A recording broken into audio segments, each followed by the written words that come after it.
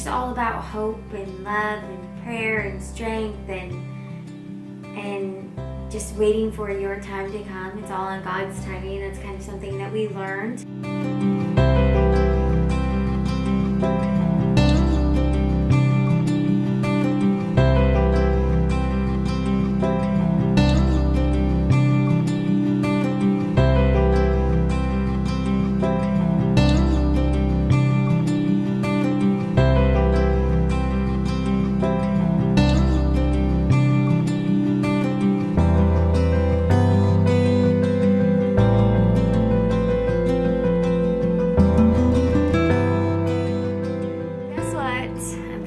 Get where this is going.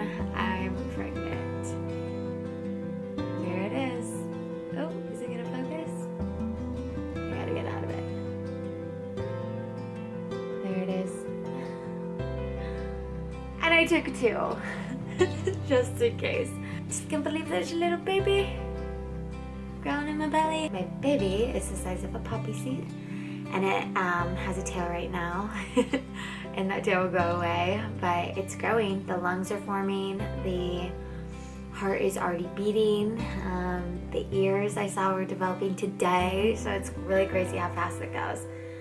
But I won't be able to announce, I won't post this video for a long time, so it's February 19th, and hopefully everything's okay and safe with the baby, and I will be able to announce, my husband and I will be able to announce around my birthday weekend, which is April 22nd. I'm really excited for this journey. I'm not getting any younger. My husband and I are happy. We want to start a family. We just bought a house. We have room for a baby. And, you know, life to me is all about just sharing moments with the people you love. And, I mean, to be able to create life with your soulmate, I mean, what's better than that? So, I'm thrilled beyond measure. It still hasn't fully hit me. It hasn't hit my husband. He's like, you gotta come home because I need to see you to believe that this is happening. So I saved 1 test out of the box of 3, and I'm gonna take it with him tomorrow just so that we can kind of relive that moment together. Hey everyone, I'm Ashley. And I'm Ryan, and we're the Legs.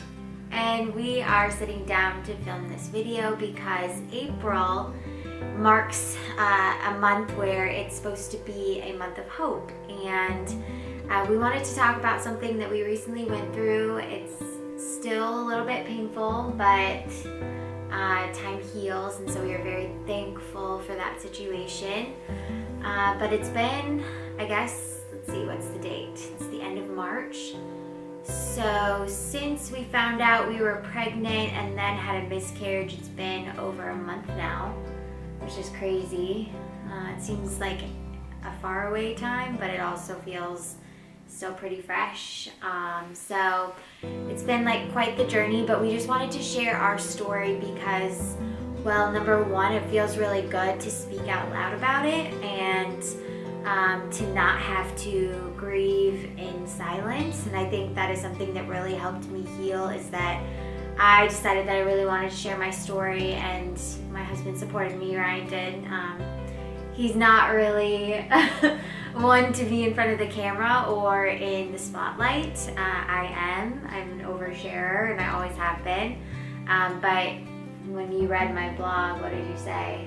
I have never seen her write something that was so good. I wrote down a lot of what I was feeling because it was very hard for me to keep it to myself, and I did take a break from social media, from work, for about a week and a half, just because I was trying to work everything out myself. And so I started to write. I was really proud of her that she could just kind of express herself in that way, and I knew that she had a lot of feelings built up inside. Of course, I had feelings as well, but I don't think a guy can ever feel what the girl is going through, and it's just a lot of different things, and I was happy that she could kind of get that off her chest and in a way that I probably couldn't even help her do. So it was very good, and it helped me understand how she was feeling as well. And so after that, I decided, you know, I'm going to share this, and if I could help one person not feel as alone as I did, then I was going to do it. And when I say alone, like, I do have a lot of family, a lot of friends, so many supportive people. I have my husband, but when you're going through something so dark and it's so scary and it's so unknown, I didn't have anyone to talk to that I knew went through it too. So that's what I mean when I say I was alone. I know I had a huge support system, but I didn't know that many people who had been through a miscarriage. And so the minute I shared my story, I can't even tell you the amount of people that messaged us through Facebook, through email, through Instagram, who text us, who called us. I mean, we literally we're trying to keep up with the amount of people that reach out to us and offered their words of support and encouragement and hope and prayers. And then there were a lot of those people that shared their own stories. And it's just crazy to know that 1 in 4 women, 25% of women go through miscarriages. I mean, that's a huge percentage. But nobody talks about it. It's what is it? What is it called? Voodoo, or what is it? Taboo. Taboo. It's a taboo topic, and I get it. It's super personal. Yeah, very personal, but definitely shocking how many people actually were either said that they had gone through it themselves or had somebody else that had gone through it. It was a very, very high number, and people were willing to share with you after they saw you openly share. They weren't necessarily sharing it with the world like Ashley chose to do, but they were open with us and wanted to help us through the pain. And there were a lot of cases too that stories that were a lot more tragic than what we went through, and not to say that it takes away from our experience, because that's what we lived and that's what we knew. But when we were reading some of these other stories, it really gave us hope that we were going to find the strength to recover, because these people that had 4 miscarriages or weren't able to get pregnant in the first place, those stories gave us hope for strength. And we were really lucky that we had people, like Ryan said, willing to open up to us, just so that they specifically did it for the purpose to help me and us heal. So I just thought that was super selfless of people, and I was very grateful in the fact that I had strangers to talk to that had been through it. So it's this secret society that you do not want to be a part of, but the fact of the matter is that if you go through it, you are a part of it, and it's one strong community, and I just can't reiterate that enough. I have so much respect for women and families that have gone through this, because it was so physically and mentally hard for me. I'm just wow. And then I learned a lot too, from my client. She was the first person to tell me about a rainbow baby, which I had no idea what a rainbow baby was. A rainbow baby is the baby that's born after you lose a baby, and it's just all about hope and love and prayer and strength and just waiting for your time to come. It's all in God's timing. That's kind of something that we learned, and we were very appreciative learning about that. And it's such a crazy situation. I would not wish it upon anyone, but I do feel that we got a lot stronger and grew very close together. Absolutely, yeah. Definitely helped us become closer as a couple. It's something to go through, and what doesn't break you makes you stronger. It's important to be on the same page with your spouse or your partner about what's going on, because you just want to be able to get through it together and grow together through the situation. And that's the biggest thing that I would recommend, is to definitely have open communication with someone that you trust and that you love, that can really help you look at the positive side of things, or even shake you and tell you it's okay to be mad and to embrace the pain. I'm a very positive person, but I had a lot of people pretty stern with me, saying it's okay to be not okay. And I think I went through my grieving period where I had enough of self-pity and being angry and upset.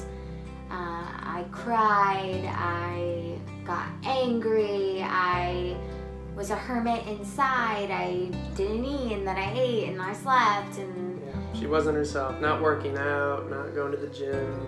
well, I couldn't go to the gym because of doctor's orders, but it definitely took a toll on me. And so I would say get through that period. But like so many people reached out and they're like, how are you so motivated? And I'm like, well, for me it's like a matter of life or death. And I know that sounds like extreme, but if I would have kept going down that vicious cycle of like self-pity and self-sabotage, I would have just been more upset, and who knows if I would have been able to recover. Well, instead I gave myself that week and a half span to sort through my feelings, and then I had to start taking steps to get myself back. So I would say just, give yourself time, but also like keep yourself busy, surround yourself with positive people and positive situations just to help you get through it. And that's exactly like what I did, and I swear just communicating with people helped me heal. That was like the biggest healing factor ever. And then just having continuous hope and positive outlook, like making sure that you're not like being like, this is never gonna happen for us, or if we're gonna get pregnant again, we're just gonna have another miscarriage. Like, you have to have a positive outlook. Mm-hmm. Absolutely. Then just always remember that you're not alone. People are going through it too, and keep the hope alive. Yeah, and we know now, like, we have the recommendations of our doctor of like our next steps, which I feel like is motivating, like that we have a plan. I had no idea that a miscarriage was so technical and difficult. Like, I know some people naturally miscarriage, but that wasn't my situation. Actually, I had to have assistance from the doctor, and so my body has definitely taken a toll. It took about 2 weeks, and I'm still recovering. So we have to wait like a certain amount of time until my body is healthy and ready again. So we're just like kind of taking the time to just enjoy the moment. Mm-hmm. We've planned some trips to like distract ourselves. And then when the time's right, we're gonna try again. And we're I'm sure we'll be worried, but we're also going to be like very hopeful. Like, maybe that time when we got pregnant in February was just not our moment. My body wasn't healthy, it wasn't ready to carry a baby long term. So we also know that it can happen, so yeah, that that's was the all silver a lining. positive thing that we took out of it. That's true.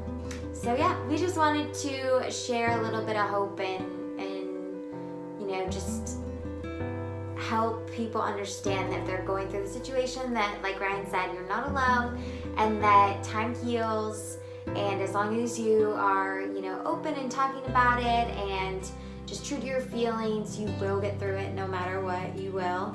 And yeah, there's always something positive to look forward to. So that's just kind of how we're getting through it still. Yeah. Anything else you want to say? Nope, I'm good. We are lucky we even got this man on camera, especially for a topic as deep as this.